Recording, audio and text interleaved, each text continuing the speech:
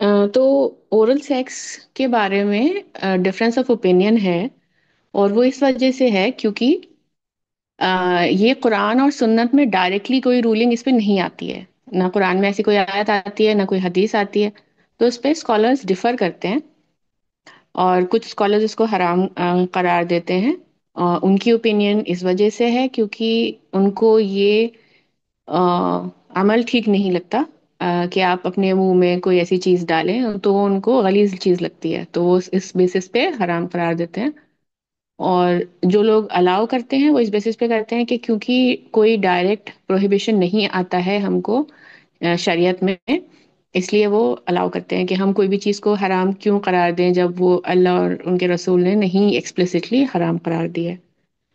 तो फिqh में बहुत सारी चीज़ें इसी तरह से होती हैं कि जो चीज़ें डायरेक्ट कुरान सुन्नत से साबित नहीं होती हैं, तो उस पर स्कॉलर्स अपनी अनालजी क़ियास, जैसे मैंने आपको बताया, क़ियास, इजमा और इज्तिहाद से रूलिंग्स देते हैं।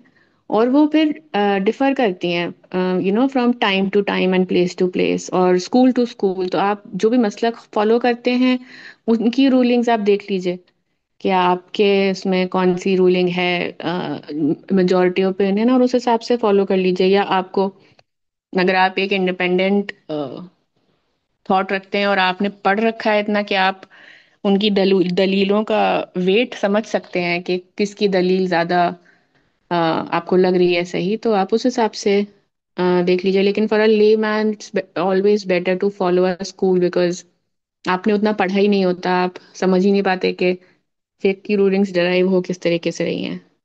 और अगर कोई ऐसा मैटर है जो आपकी पर्सनल लाइफ को बहुत ज़्यादा इफेक्ट कर रहा है और वो आपके स्कूल का जो है वो आपको लग रहा है कि उससे आपको नुकसान हो रहा है, तो फिर आप एक स्कॉलर को कंसल्ट कर लीजिए, उनसे डिस्कशन कर लीजिए अपना प्रॉब्लम बता के। क्योंकि जब कोई प्रॉब्लम होती है तो उसके फिर रुख्सत भी मिल जाती है आपकी स्पेसिफिक कंडीशन को लेके, क्योंकि जो ये रूलिंग्स हैं वो जनरलाइज्ड होती हैं। तो स्पेसिफिक प्रॉब्लम्स के लिए फिर फतवे होते हैं। तो बेटर है कि आप किसी स्कॉलर को कंसल्ट करके डिस्कस कर लें अपनी प्रॉब्लम्स। जहाँ तक कॉन्ट्रसेप्टिव की बात है, यहाँ पे दो सवाल आए हैं कि परमानेंट कॉन्ट्रसेप्शन क्यों